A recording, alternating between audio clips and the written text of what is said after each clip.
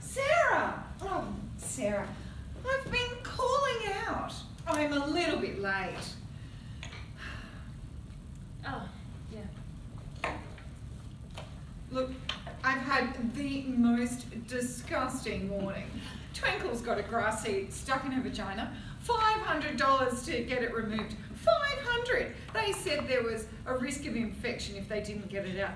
And I said to the vet, it's Mr. Kwan. You know him, the nice man from Hong Kong. Well, Twinkles adores him anyway. I said, how do you possibly justify that? I mean, surely it's a quick matter of some casserole and a little fingers. Oh, are you going to have anything to eat? I've already eaten. Oh, you've already eaten? Is there table service? Do you need to, Soy latte on skim. Thanks. Yes, I think I'll have, does the baked fruit pudding contain gluten? No. In that case, I'll have the strawberry tart. Look, Twinkle's vagina was bright red after the procedure, red as her beef. Who'd have thought that a teensy-weensy bit of grassy could do so much damage? I wish I'd known that when I was a young woman. Many a roll in the hay I'd have reconsidered, let me tell you. The perils of agricultural upbringing. Mind you, country lifestyles really aren't all they're cracked up to be. I asked Mr. Kwan if I could keep the grass seed though. He was so obliging. Put it in a little bottle. Here, with a nice label. Let me show you. Here it is. Twinkles. Foreign object in vagina. Grass seed. Would you like to have a look, darling? Okay. Darling, are you okay? You look a bit peaky. No, I'm not okay. Why? What's wrong? You. Me? Yes, you. You're the problem. I'm sorry, I don't quite understand. Every time we catch up, the same thing happens. You're half an hour late, sometimes longer, you arrive without even saying sorry, and then you launch into a monologue about your fucking dog and your boring bloody book club or what your financial advisor says you should do. I can't believe you can't see how he's manipulating you. All that crap about offshore accounts supporting ethical investments. It's excruciating. Oh, Sarah. But you do. And because you are mummy's friend, I sit here and take it and take it and take it. But that stops today. I'm not your unpaid therapist. I don't want to hear about all the grisly details about the extraction of grass seed from Twinkle's vagina. I'm not interested in what Mr. Timothy Bloody Spanks has told you to do with your money. I'm not going to sit here any longer. I won't. Look, can't you see we're having a private conversation? Do go away. I mean, really, most inconsiderate. Look, Sarah, I've known you since you were 3 years old. Why didn't you ever say anything? I could never get a word in. But really, darling, are you sure you're just not having a bad day? I mean, I know I do talk rather a lot, but I really don't think I'm that bad. You hardly ask me anything about my life. It's always about you, about Twinkles and Neville, or what's happening in your clubs. Is Simon okay? Is everything okay with Simon? Simon? Yes, he's fine. Why? And your course is going okay? Why are you asking about Simon? I mean, I just thought perhaps that maybe you were just upset because there was some kind of problem with Simon. Simon? Yes, darling, I thought that maybe you were under an unusual amount of stress. It's not like you to be so aggressive. Aggressive? Yes, darling, I thought maybe you were under... Oh, yes, Sarah, you're usually just such a quiet-spoken person, so well-behaved. I remember you saying to your mother that... Leave my mother out of it. She wouldn't want to see you like this. Like what? Like this. I mean, all red-faced and blotchy, with this nasty look on your face, like a schnauzer about to bite. Most unattractive. A lady must always guard her temper. That's what I've always said. Nothing lines a face faster than a scowl. Now, dearest, chin up. How about we get a nice, soothing cup of tea? Oh, I can't believe it. What? Why not? Oh, I thought I was doing rather well, especially after you insulted me. You honestly think that I'm the one with the problem? Unbelievable. Look, don't go. Why not? Because it's the 23rd of November. Sorry? It's 2 days before your 25th birthday. Well, happy freaking birthday to me. Do you still want your cake? No. Your birthday is Saturday, the 25th of November. You were born in 1991. So when your mother died, she made a promise. She made me make a promise. I'll always remember it. It was towards the end. You know, you were little. I don't think you would have minded so much. You'd been in pain for so long and you were so small, just starting to talk with your hair in bunches. Oh, and your mother was lying there in the bed, and the sheets were the same colour as her face, and I'll always remember that her toes had gone blue as cornflowers, and the shadows under her eyes looked all black. Why are you telling me this? Because I made a promise. What promise? I said that I'd always watch over you, and when you were old enough to become your own person, that I would give you something. Ah. It's quite special. Won't you sit down and tell me about it? Okay. I think I'll have cake now. Miranda, for God's sake! Look, I'm sorry. I've just carried this for so long. It's harder than I thought. Yes? I would like my cake now, please.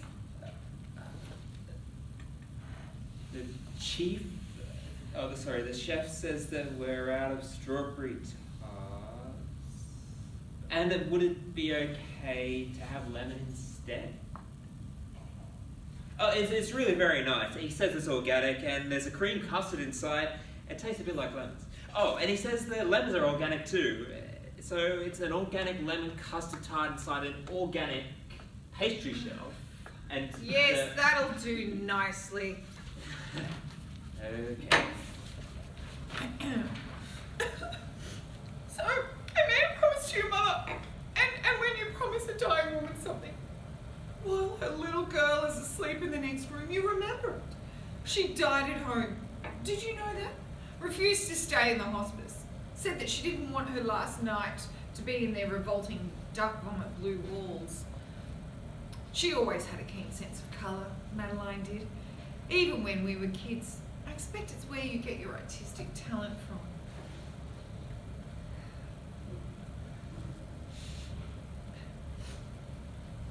Well, as you know, your mother was extremely wealthy.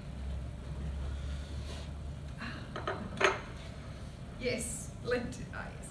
And I see what they mean about the zesty. It's quite divine. Oh, I was going to the water afterward, and Pardon?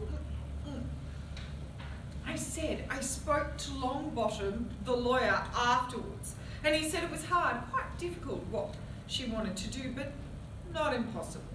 Miranda, what are you talking about? I had to wait, you see. You weren't old enough. Old enough for what?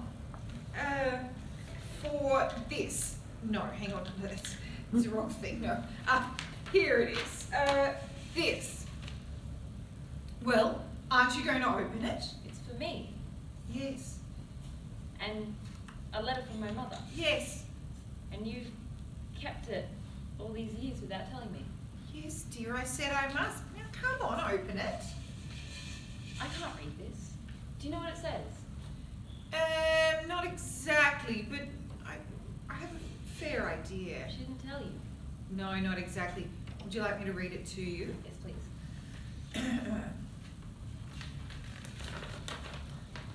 This is a codicil to the last will and testament of Madeline Strong.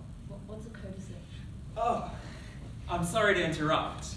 It's just that I heard you ask what a codicil is.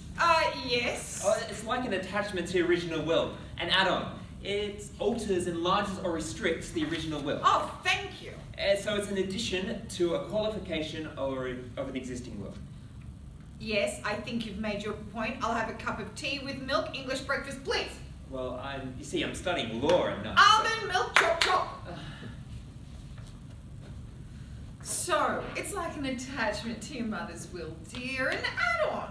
This document has been witnessed by Mr. Harry Longbottom, Esquire, at his offices, 34 Clyde Street, Hamilton South, 15th of September 1994. Shall I go on? Yes. Right, this is exciting, isn't it? Razor.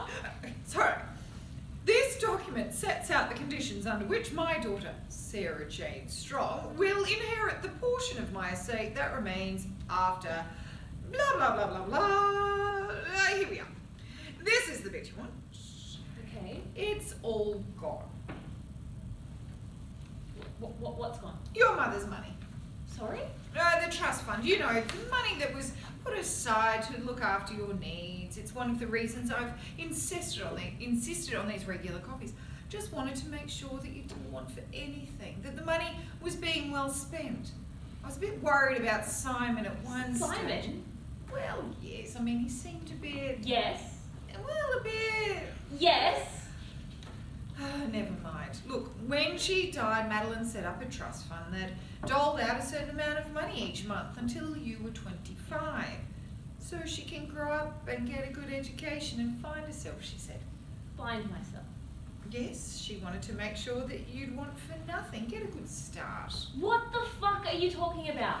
Well, you're not going to like this. But when you're 25, the money stops. Madeline knew that she'd never lived to see you grow up, but she wanted you to get to be strong enough to handle life. She'd seen too many people who grew up with heaps of money and didn't know what to do with themselves when fortune turned around and bit them on the bum.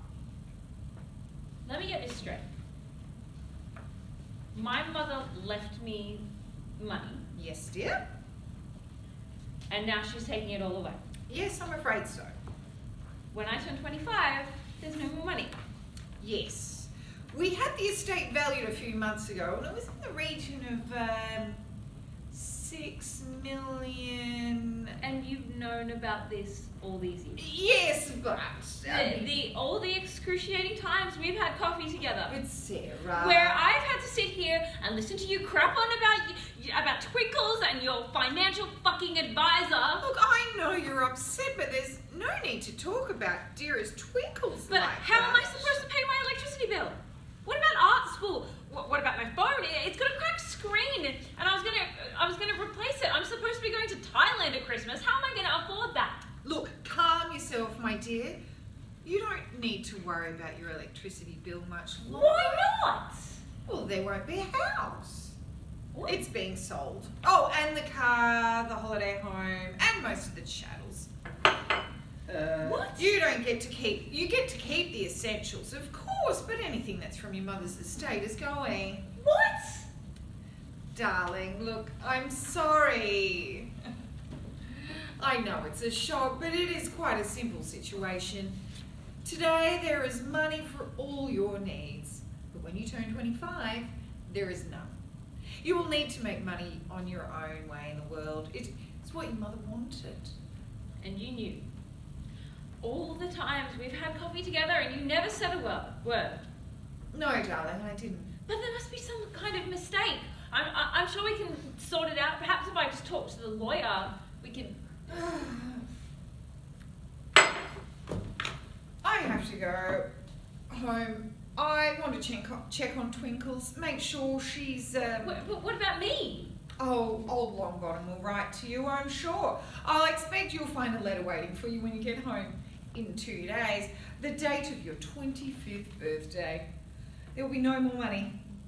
Yoo-hoo! Look, I'm a trustee. Did you know that?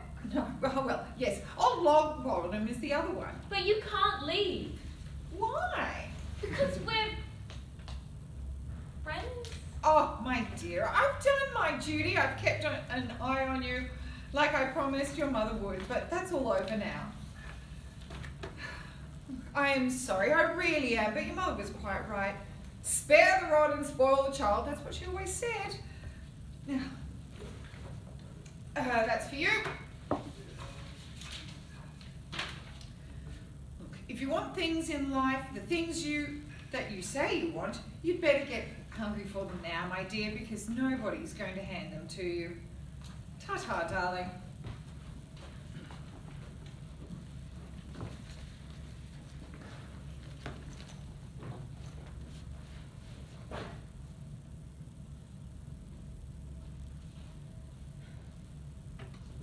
Simon? It's me. Please call. I've just had, the most terrible news.